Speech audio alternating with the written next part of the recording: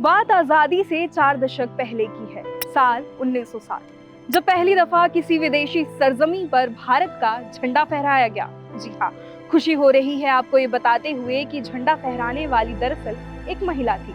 नाम था भीकाजी कामा, या कहे क्रांति की जननी। 1907 में जर्मनी के शहर स्टुटगार्ट में इंटरनेशनल सोशलिस्ट कांग्रेस का आयोजन किया जा रहा था। इस आयोजन में हिस्सा ले रहे सभी लोगों के देशों का झंडा लगा हुआ था, लेकिन भारत के लिए ब्रिटिश झंडा था। मैडम कामा को ये स्वीकार नहीं था। उन्होंने एक नया झंडा बनाया और सभा में शान से फहराया।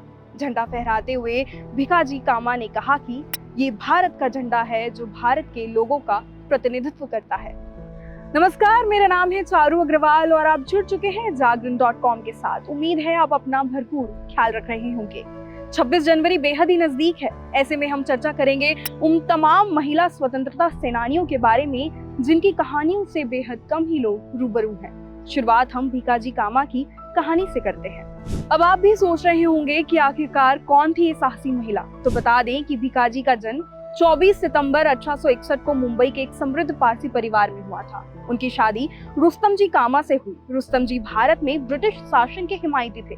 उनका मानना था कि भारत की तरक्की तभी हो सकती है जब वो ब्रितानी हुकूमत के अधीन रहे। इसके बिल्कुल विपरीत भीकाजी कामा एक राष्ट्रवादी विचारों वाली महिला थी। वो हर हाल में भारत को आजाद देखना चाहती थी। इस मुद्दे पर दोनों के बीच इतना मतभेद था कि दोनों को अलग होना पड़ा। यही नहीं, जब भीकाजी की मृत्यु हुई तब रुस्तम जी कामा उनके अंतिम संस्कार तक में नहीं गए। साल 1896 में मुंबई में भयंकर प्लेग फैला। लोगों को संकट में देख भीकाजी खुद नर्स के रूप में सेवा देने लगी। बाद में दुर्भाग्यवश खुद इसकी चपेट में आ गई। बेहतर इलाज के लिए उन्हें यूरोप जाना पड़ा। वे 33 सालों तक भारत से बाहर रही। इस दौरान वो यूरोप के अलग अलग देशों में घूम कर भारतीय राष्ट्रीय आंदोलन के पक्ष में माहौल बनाती रही। भीकाजी ने यहाँ पेरिस इंडियन सोसाइटी बनाई। इस दौरान उन्होंने क्रांतिकारी मैगजीन वंदे मातरम भी निकाली। जब इंडिया हाउस में विद्रोह की वर्षगांठ मनाई जा रही थी, भारत में उसी दिन अंग्रेज सरकार ने सरदार अजित सिंह और लाला लाजपत राय को बंदी बना लिया था। इस दौरान मैडम भीकाजी कामा ने समाचार पत्र द इंडियन सोशलिस्ट के माध्यम से अंग्रेजों की इस अत्याचारपूर्ण कार्रवाई का कड़ा विरोध किया था।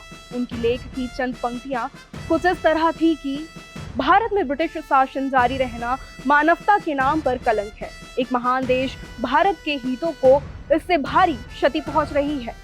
भाई और बहनों, आगे बढ़ो, हम हिंदुस्तानी हैं और हिंदुस्तान हम हिंदुस्तानियों का है। भारत के नर नारियों, आप सब मिलकर इस क्रूर अत्याचार का सख्ती से विरोध करो।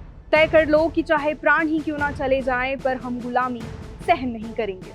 मैडम कामा ने मुंबई के पारसी जनरल अस्पताल में 13 अगस्त 1936 को अंतिम सांस ली। चीर निद्रा में सोने से पहले उनके मुंह से निकले आखिरी शब्द वंदे मातरम थे। खैर, दैनिक जागरण भीकाजी कामा और उनके जैसे तमाम स्वतंत्रता सेनानियों को उनके साहस के लिए सलाम करता है।